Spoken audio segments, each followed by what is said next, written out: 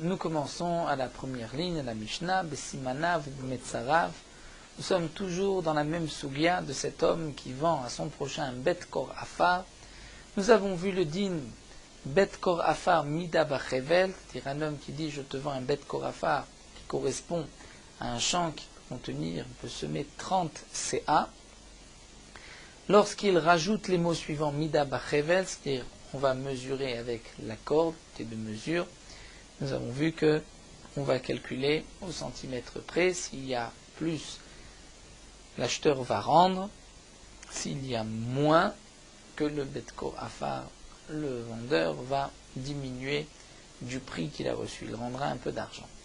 Lorsque un homme a dit bet kor afar nimocher lecha hen chaser en yeter, un peu plus, un peu moins, nous avons vu que aussi bien l'acheteur comme le vendeur acceptent une marge, une erreur de nous avons vu jusqu'à un quart de cave par CA qui correspondait à 1/24e.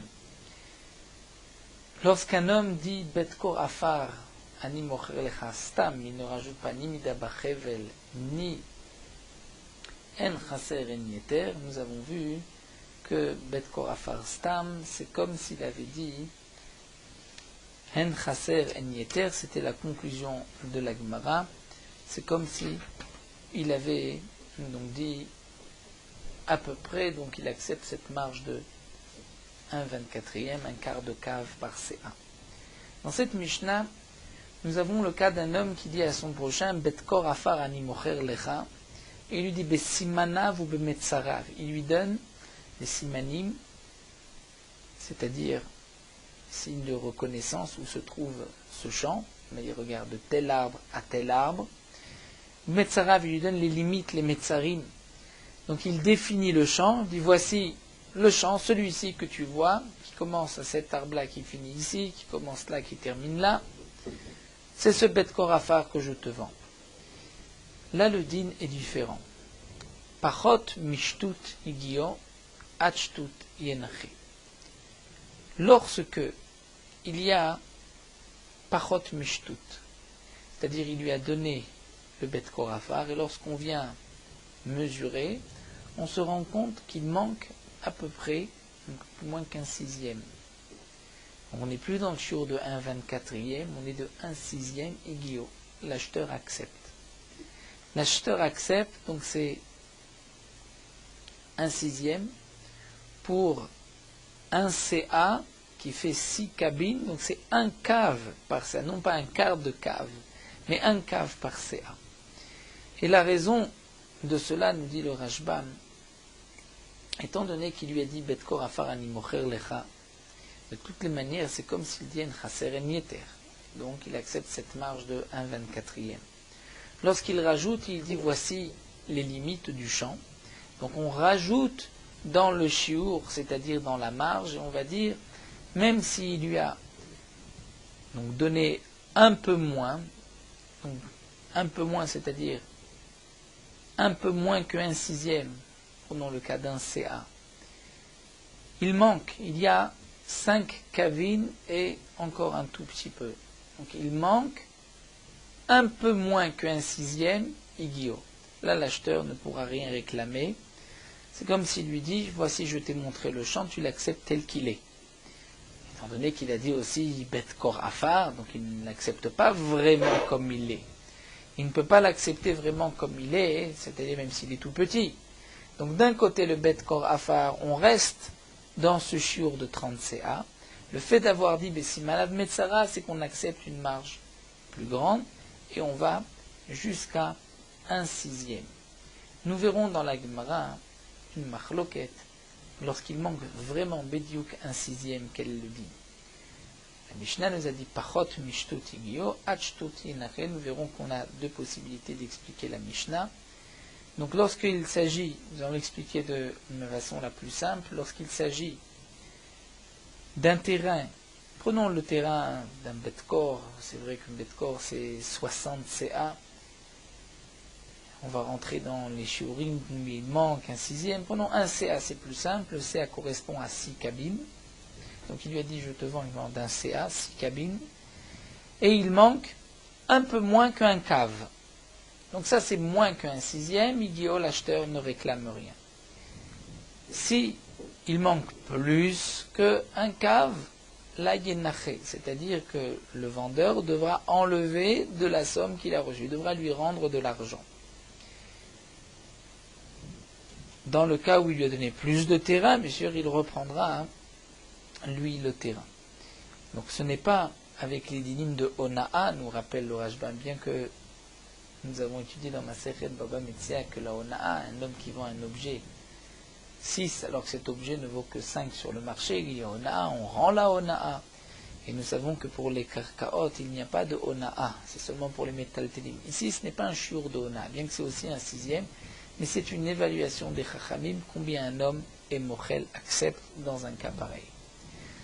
Donc nous allons traduire pachot mishtut nigiu, lorsqu'il manque moins qu'un sixième, il accepte. S'il y a plus que moins qu'un sixième, il accepte, le vendeur accepte. Achetut yenaché. Jusqu'à un sixième, c'est-à-dire il manque plus qu'un sixième jusqu'à un sixième, donc il manque plus qu'un cave jusqu'à un cave, yenaché, là, le vendeur devra lui rendre de l'argent. Mais lorsqu'il manque juste un sixième, il manque un cave pour 6 cabines, quel est le din? Ça c'est la marloquée dans la Gemara. Itmar Ravuna amar shtut kepachot mishtut. Ravuna nous dit lorsqu'il manque juste un sixième, c'est comme s'il manque moins qu'un sixième et donc l'acheteur est mochel. Rav Yehuda amar non, shtut keyoter mishtut. Shtut un sixième, juste un sixième, c'est comme s'il manque plus qu'un sixième, plus qu'un shtut et donc il devra diminuer de la somme. Ravuna amar shtut kepachot mishtut. Ravuna qui dit un sixième, c'est comme moins qu'un sixième. Harikama, voici comment Ravuna va lire la Mishnah. Pachot mishtut veshtut bichlal igiu. On va lire Pachot mishtut lorsque le vendeur lui a donné, il manque moins que le CA. Combien moins? Il manque Pachot mishtut, moins qu'un sixième. Veshtut, et même un sixième, bichlal, c'est aussi comme moins, igiu, l'acheteur ne pourra rien dire. Mais lorsqu'il manque yoter mishtut, yenaché, c'est-à-dire yoter mishtut, le hatchtut de la Mishnah jusqu'à un sixième, bon, comment on part? On part de jusqu'à un sixième, c'est-à-dire lorsqu'il manque plus qu'un cave. On reste toujours dans ce rapport de 6 cabines et un cave. Donc un betse à 6 cabines. Lorsqu'il manque 2, 3 cabines, 4 cabines jusqu'à, on va dire qu'il manque 4 ou 3 ou 2 ou 1,5 jusqu'à 1. Qui est le sixième. Velo ad bichlal, et pas le sixième, parce que le sixième c'est comme moins qu'un sixième. Yenaché, là le vendeur devra enlever de la somme. Donc pour Ravuna, ce qui est marqué ad shtut, c'est jusqu'à un sixième, mais pas un sixième inclus. Rav Yehuda amar, Rav Yehuda dit non, shtut qui yoter mishtut. Lorsqu'il manque un sixième, c'est comme s'il manquait plus qu'un sixième. Et donc achikama, pachot mishtut, si c'est moins qu'un sixième, yo, l'acheteur accepte. Ad shtut, si c'est jusqu'à un sixième, donc il manque plus qu'un sixième, jusqu'à un sixième, veshtut bichlal, un sixième aussi, yenaché, il devra diminuer de la somme. Pour Rav Yehuda, le ad, c'est ad bichlal, c'est jusqu'à un sixième et sixième inclus. Donc là, nous avons une marloquette. Est-ce que, lorsqu'il manque un sixième, l'acheteur renonce, accepte ou pas? Métivé la Gemara vient apporter une objection. C'est marqué Bessimana vous bemetzarav. Nous avons une braïta qui nous dit qu'un homme qui vend à son prochain un bet korafa. Bessimana, voici les signes de tel arbre à tel arbre, de tel endroit à tel endroit. Bemetzarav, il donne les metzarim du champ. Donc l'acheteur a vu ce qu'il achète. Pichet shtut. Lorsqu'il y a moins qu'un shtut, qu'un sixième, c'est-à-dire il lui a donné moins de terrain qu'un sixième. Hotir shtut, où il lui a donné plus, et il a rajouté un sixième.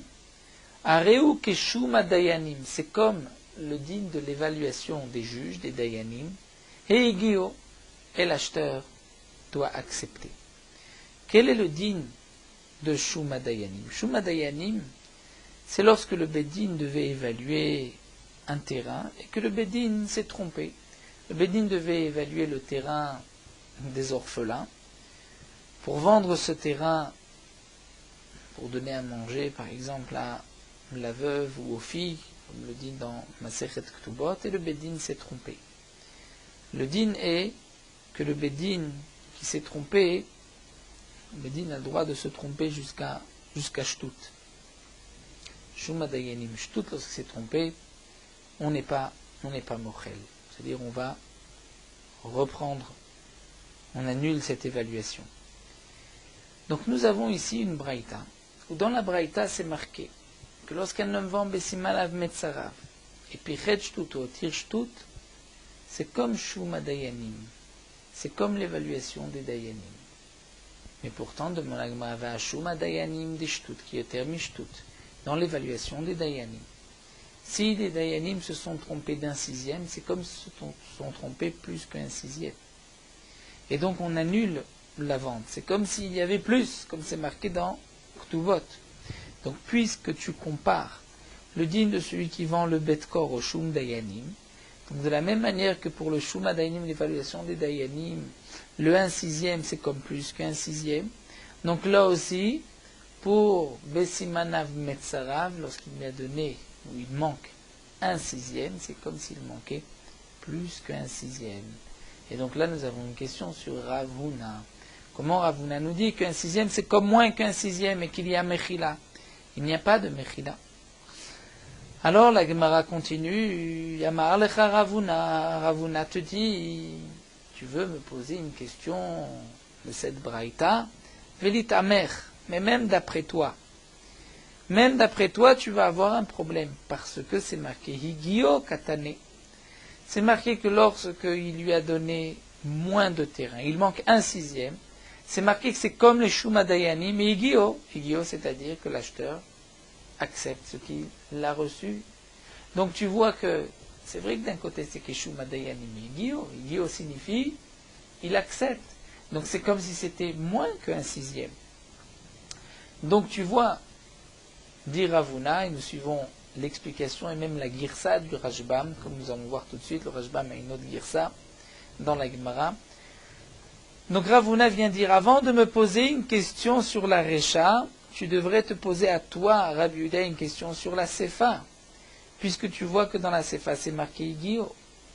Donc, et là on suit l'explication du Rashbam, c'est ce qui n'est pas marqué dans la Gemara, mais d'après le Rashbam, Ravuna va donc répondre, puisque tu vois de la fin de cette braïta que Higio, c'est-à-dire que l'acheteur doit accepter. Donc il y a d'abord là une contradiction, que Shuma Dayanim et Higio. Shuma Dayanim, on avait dit qu'1/6 c'était comme plus qu'1/6, donc on devrait annuler. Il n'accepte pas, et Higio il accepte. Donc dire Ravuna, voici comment il faut expliquer. Pichet Shtut o Tir Shtut Higio ki Shuma Dayanim.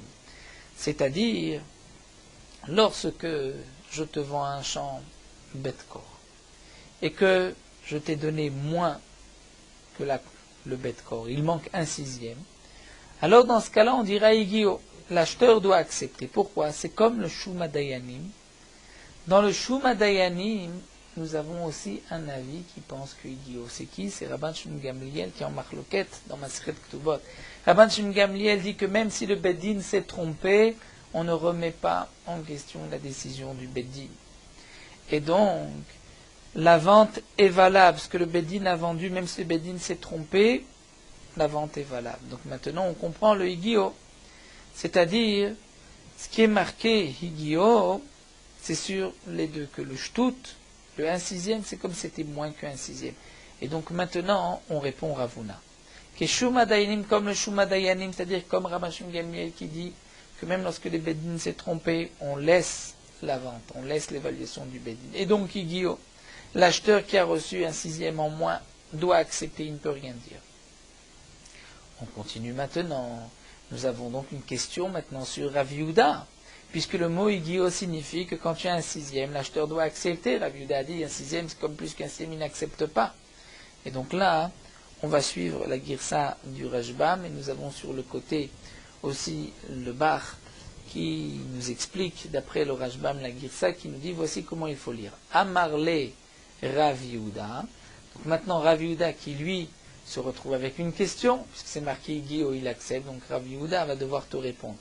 Donc Rav Yehuda va te dire non, moi aussi je n'ai pas de question.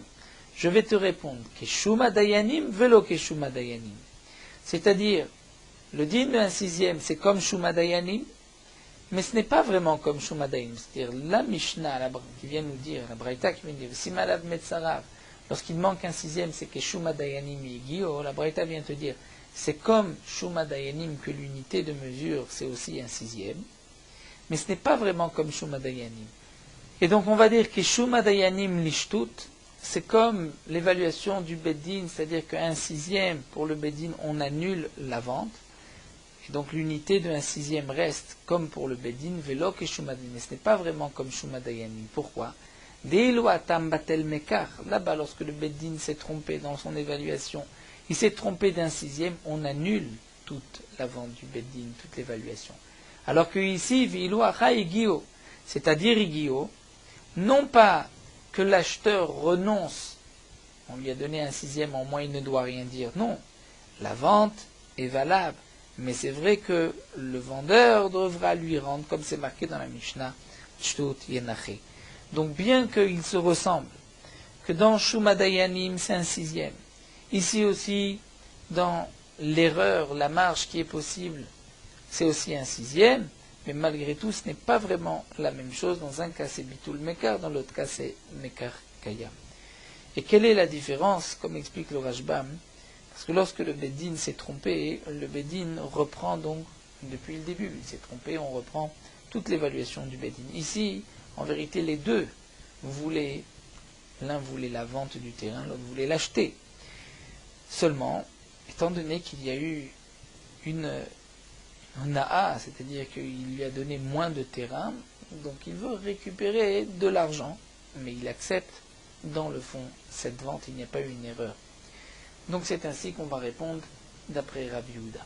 Donc la question a été posée sur Ravuna, la Gemara a répondu d'après Ravuna, et la Gemara donc continue de poser cette fois-ci sur Rav Yehuda, et Rav Yehuda vient répondre. Donc on reste avec cette marloquette entre Ravuna et Rav Yehuda. Lorsque un homme a dit « je te vends un bête kourafar », il lui donne les limites du champ, on a le droit jusqu'à 1/6 de marge. Et l'acheteur est obligé d'accepter, et le vendeur ne devra pas lui rendre d'argent. Mais 1/6, est-ce que c'est comme moins qu'1/6 ou comme plus qu'1/6? Ça c'est Marloket Ravuna et Rav Yehuda.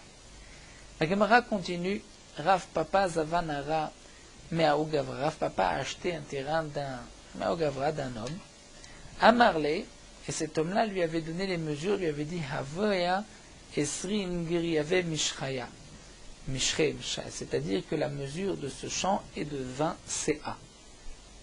Et en fin de compte, Velo avait la Chamesre, et il n'y avait que 15 CA. Donc il lui a donné un quart en moins, pas 1/6, un quart. Atelekamede Abaye passe présenter devant Abaye à Marley. Abaye lui a dit Savarta avec Kabilta. Tu as vu, on est le terrain, et tu as accepté. Donc tu as accepté même avec ce quart-là, ce quart en moins. Vatna, on lui pose la question, mais pourtant on a vu Parot Mishtuti Giwat Shutinare que c'est jusqu'à 1/6 seulement, il est obligé d'accepter, mais ensuite il doit recevoir de l'argent. Alors, Abaye répond à Nemilecha de Lokim le Begava. Ça, c'est lorsque Lokim le Begava, tu ne savais pas exactement quelles étaient les mesures du champ. Donc, il y a eu une erreur. On peut dire jusqu'à temps tu acceptes, plus tu n'acceptes pas. Mais Aval Hecha de Kim le Begava. Mais là, tu as vu ce champ, tu le connaissais, ça va avec Abil, tu as accepté tel qu'il était. Tu ne l'as pas mesuré avant d'acheter. Il t'a dit 20, il y avait 15, mais tu as vu qu'il y avait 15. Rav Papa continue, va Esrina Marli, pourtant il m'a dit 20, et donc lorsqu'il m'a dit 20, moi je lui ai payé en fonction de 20, parce que je pensais, même si c'est vrai que ce champ-là, j'ai vu qu'il faisait moins que 20, mais je pensais qu'il allait me rajouter la différence avec un autre champ, ou qu'il allait descendre dans le prix. Amarlé Abaye lui a répondu non. Ce que cet homme-là t'a dit c'est comme 20, il est à 10 fakesrin. Il a voulu te dire que c'est un champ qui ne fait que 15, mais il est tellement exceptionnel, extraordinaire, que c'est un champ qui est comme 20 d'un autre champ. Donc puisque tu as vu, tu ne peux rien réclamer. On continue, mais nous changeons de soubia. On change de sujet, le Rashba m'explique pourquoi nous rentrons ici dans un sujet de partage des frères et de Goral, étant donné que par la suite, nous allons voir lorsqu'il y avait ce qu'on annule ou on n'annule pas. Donc la Gemara va d'abord nous rapporter le din du Goral, comment deux frères vont partager, et ensuite on verra lorsqu'il y a eu une erreur.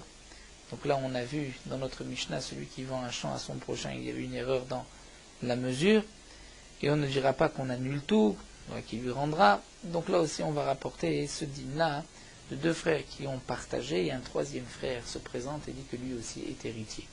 Donc tout d'abord, l'Agma nous rapporte le din. Tanya Rabbi Yossé Omer, Rabbi Yossé nous enseigne, Achim Shechalku, deux frères qui partagent. Ils partagent l'héritage du père. Donc ils ont d'abord préparé des parts. Ils ont préparé des parts équitables. La question était de savoir qui prendra quoi. Ils ont dit on va faire un goral, un tirage au sort. Donc on va mettre la part numéro 1 qui correspond à tel et tel et tel champ, part numéro 2. L'un prendra un papier, l'autre prendra l'autre papier. Rabbi Yossé nous dit qu'Evan Shala Goral Echad Mem Kanu Kulam. Lorsque un des deux, ou un des trois, ou un des quatre, lorsqu'ils sont plus, va lever le Goral, Kanu Kulam, c'est-à-dire celui qui a levé son papier, le premier, qui a vu qui va recevoir tel et tel terrain, il recevra ce terrain-là. Les autres frères, dans le cas où ils sont plusieurs, les autres frères ont aussi acquis les autres morceaux, et ils devront partager entre eux. Mais le premier ne pourra pas dire ensuite, je veux changer le partage ou je veux recevoir changer, je n'accepte plus ce partage. Dès que lui a reçu, c'est comme s'il est sorti de ce qu'il reste, et il gardera lui ce qu'il a reçu, et les autres partageront entre eux, et ils ne sont pas non plus obligés de partager tout de suite, ils peuvent rester associés et partager plus tard. Alors la Gemara nous dit, mais Maïtama, pour quelle raison? Rajoutons ce que dit le Rashbam, qu'on ne parle pas ici que un des frères a déjà fait une chazaka, c'est-à-dire est venu clôturer le champ. Étant donné que les champs étaient déjà prêts à l'héritage, donc par le simple goral, tirage au sort, ceci permet de dévoiler quelle était la part que chacun devait recevoir. Donc l'Agma pose la question, mais par quoi ils vont acquérir? Par quoi il va acquérir ce terrain, puisqu'après tout, il n'y a pas eu un goral pour tous les autres frères, donc ils n'ont pas tous reçu leur part. Alors la Gemara nous dit, Amar Abelazar Ketrila Teretz Israël, c'est comme au début, au moment de l'héritage de la terre d'Israël, où par le Goral, les Bnei Israël, lorsqu'ils ont pris le Goral, ils ont reçu cette part. Donc il y avait Trilat Teretz Israël, aussi un partage. Ils avaient préparé des parts de terre et ensuite ils avaient tiré au sort, comme la Gemara nous rapportera aussi dans Perek Nochalim, encore une quinzaine de dapim, d'Afkuf Bet. La Gemara nous parlera du Goral. Mais alors demande la Gemara, si tu dis que c'est comme Eretz Israël Begoral, Imalelan Bekalpi Vorim Betumim, si là-bas il y avait eu une kalpi, c'est-à-dire il y avait eu une urne où il y avait le nom des Shevatim, une autre urne où il y avait les parts déjà préparées d'Eretz Israël, et il y avait El-Hazar, donc qui était habillé des Urim Vetumim, l'habit du Kohen Gadol, et Yehoshua, qui, avec les Bnei Israël, donc ont procédé au tirage au sort. Donc Kalpi Urim Vetumim, donc ils tiraient un chevet et une part dans la terre. Donc peut-être que là aussi, Afkan Bekalpi Urim Vetumim, pour dire que le tirage au sort prend effet.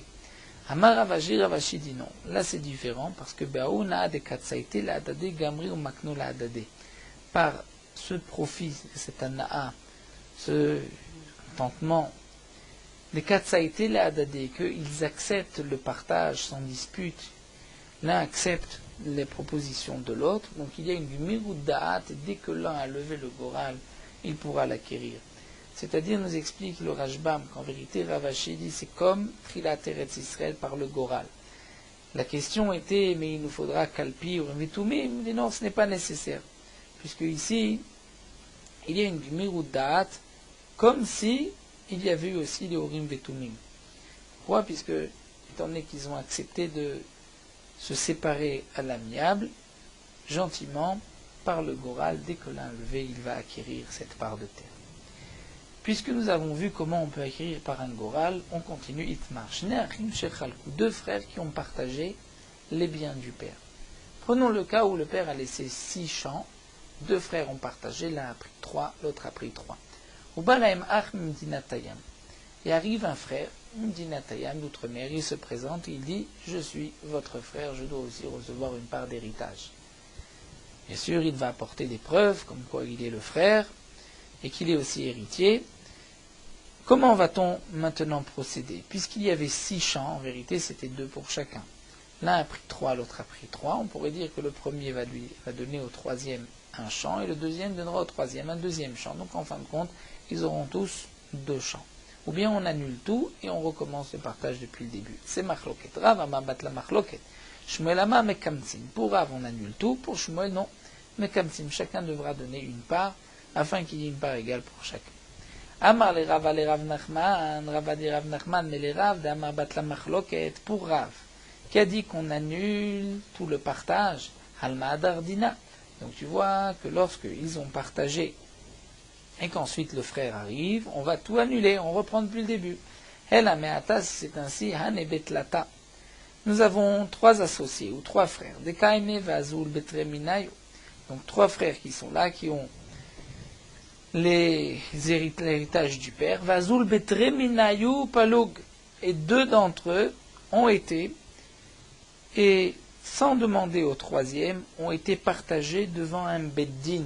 Ils ont fait 3 parts et ils ont partagé. Tu diras aussi que on va annuler leur partage étant donné que le troisième frère n'était pas présent. Est-ce que le troisième frère peut dire « Je ne suis pas d'accord, je ne voulais pas ce partage ?» Il est évident que c'est sûr, comme dit le Rajbam, pour la Gemara, c'était évident qu'on ne peut pas revenir sur un tel partage étant donné qu'il s'est fait devant le beddin. Donc comment Rav peut nous dire que dans ce cas-là où le frère arrive, on annule? La Gemara dit c'est différent. Dans le dernier cas rapporté, les 3 frères, même si 2 se sont présentés devant un beddin, mais ils ont partagé le champ en 3. Donc ils ont pensé au troisième frère. Donc c'est pour cela que, comme ça s'est fait devant un beddin, le troisième frère ne peut rien dire puisqu'on avait pensé à lui. Mais ici, là dans le cas des 2 frères et du troisième qui arrive d'outre-mer de loin, on ne pensait pas à lui, donc on a partagé en 2. Là, on reprend le partage pour partager en 3. Rav Papa continue à parler, Rav Papa à aller à Abaye. Et Rav Papa va demander à Abaye, mais les Shmuel d'Amamekamtsim, pour Shmuel qui a dit que lorsque 2 frères ont partagé les 6 champs et que le troisième frère arrive, l'un donnera un champ, l'autre donnera un autre champ au troisième frère, et on n'annulera pas tout. Donc des Kamdina, pour Shmuel, on laisse le din tel qu'il est. Rav et Shmuel d'Amretaru, pourtant Rav et Shmuel ont tous les deux dit que lorsqu'un homme dit Kor beshloshim ani mocher lecha yachol lachzor bo afilu b'seh acharona, un homme dit je te vends un kor pour 30. Et nous avons vu que même s'il lui a mesuré, il lui a donné 29 CA, étant donné que c'est une vente de 30, ils peuvent encore changer d'avis tant qu'il ne lui a pas donné les 30 CA. Mais lorsqu'il dit Kor beshloshim CA besela ni mochelech, eh bien Kor pour 30, un CA par CELA, je te vends, la Rishon Kana. Il va acquérir chaque CA au fur et à mesure. Donc on voit que lorsqu'un homme prend au fur et à mesure, il va acquérir. Ici, nous avons dans cette Mishnah, lorsqu'il lui a dit Kor beshloshim sea besela, là c'est au fur et à mesure. Mais lorsqu'il lui a dit Kor beshloshim pas sea besela, là jusqu'au dernier sea il peut revenir. Donc la question est la suivante. D'après Shmuel qui dit que lorsque un homme prend ce qu'il devait recevoir, mais il n'a pas pris le chiour qu'il devait recevoir, il a pris plus ou il a pris moins. Donc Shmuel a l'air de nous dire dans le din de Mekamtsim, des 3 frères, qu'il pourra garder ce qu'il a pris, il devra juste rendre la différence. Alors pourquoi Shmuel nous a dit que dans le cas de 30 CA, même lorsqu'il lui a donné les 29, tant qu'il ne lui a pas donné le 30e, il peut revenir reprendre les 39. Après tout, l'acheteur devait recevoir 30. Donc quand il a pris 29, il a pris une partie de ce qu'il devait recevoir. Pourquoi on ne dit pas qu'il garde ce qu'il a déjà pris? On doit lui rajouter un autre. Donc tu vois qu'au contraire, puisqu'il doit tout rendre si le vendeur le veut, c'est qu'on annule tout ce qui avait été donné. Et donc à plus forte raison, lorsqu'il va prendre plus, comme dans le cas des 3 frères, où on va annuler. Donc on a comme une sorte de contradiction Shmuel à cet autre enseignement de Shmuel. Et l'Agma répond non. Hatam avud rabanan milta de nichalel mocher ve nichalel elokeach. Et l'Agmara c'est différent. À propos de la vente, les Chachamim ont institué que tant qu'on n'a pas pris les 30 CA, on peut revenir sur toute la vente. Pourquoi? Parce qu'on tient compte de la pensée de l'acheteur et du vendeur. Et nous savons que lorsqu'un homme veut acheter 30 CA, il veut les 30. Et tant qu'il n'a pas les 30, il veut lui se garder la possibilité de revenir sur l'achat. Et le vendeur veut se garder la possibilité de revenir sur la vente. Pourquoi? L'acheteur se dit, puisque je dois recevoir 30, j'attends. Peut-être que avant qu'il me donne le 30e, le prix de ce que je viens acheter va baisser. Et donc je pourrais tout annuler, lui dire je ne veux plus, et je veux prendre un autre prix. Le vendeur aussi pense la même chose. Il se dit peut-être que ça va augmenter. Donc il dit je lui donne, je mesure 1, 2, 3, 4 jusqu'à 29, 30, mais tant que je ne lui ai pas donné 30, je peux encore revenir, puisque peut-être que le prix peut changer, peut augmenter, donc je veux pouvoir gagner plus. Donc à propos d'une vente, nous disent les Chachamim, nous savons que aussi bien l'acheteur comme le vendeur, tous les deux, sont prêts à ce risque, de dire, parce que chacun pense qu'il va peut-être gagner, que tant qu'on n'a pas mesuré les 30, il n'a pas encore acquis. Mais à propos du partage des frères, c'est sûr que les frères voulaient se séparer. Chacun veut prendre sa part, puisque, comme dit le Rashbam, ils ne veulent pas être la kdera des Beshutfe et la marmite des associés qui est ni brûlante ni froide, qui est tiède, puisque chacun pense que c'est l'autre qui va s'en occuper. Donc là, à propos des frères, on dira kamdina, c'est-à-dire on laisse ce qui a été fait d'après Shmuel, et les 2 frères devront donner une petite part pour le 3e frère. Donc ainsi, la Gemara répond à cette contradiction sur Shmuel, et nous nous arrêtons ici à Itmar. Encore un petit morceau sur les frères qui ont partagé. Mais nous terminons là sur Meorot Halacha Daf Kuvav. Celui qui monte à la Torah devra dire Barechu. Si une personne de l'assemblée est assis loin et n'a pas pu entendre le Barechu, mais il a entendu le Tzibour répondre Baruch Hashem Amevorach, il pourra aussi répondre Baruch Hashem Amevorach L'Olam Vaed. Mais dans le cas où celui qui dit la bracha dit Barechu tellement à voix basse qu'il n'y a que le Shaliach Tzibour qui a entendu, le Kal ne pourra pas répondre Baruch Hashem Amevorach L'Olam Vaed puisqu'ils n'ont pas entendu. Et même s'ils entendent le Shaliach Tzibour répondre Baruch Hashem Amevorach, eux ne pourront pas répondre, étant donné qu'ils n'ont pas entendu le Barechu. Mais lorsqu'il y a un Tzibour qui a entendu, donc, une personne du Tzibour peut aussi répondre, puisque le Tzibour a entendu si bien que le Shaliach Tzibour qui a entendu, alors on répondra après le Baruch Hashem Amevorach L'Olam Vaed du Shaliach Tzibour, on répondra Amen. Même dans le cas où une partie du Tzibour a entendu Barechu, mais s'il n'y a pas 9 personnes qui ont entendu, le Kal ne peut pas répondre Baruch Hashem Amevorach L'Olam Vaed. Et même ceux qui ont entendu